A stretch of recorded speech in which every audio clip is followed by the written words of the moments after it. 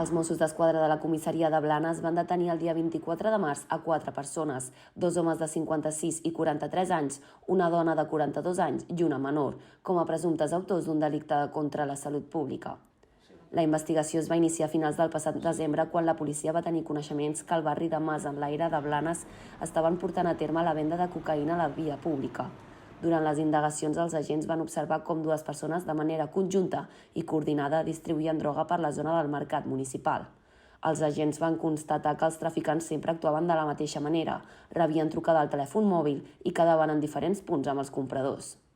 La investigació va concloure amb dues entrades simultànies en els domicilis dels dos homes investigats.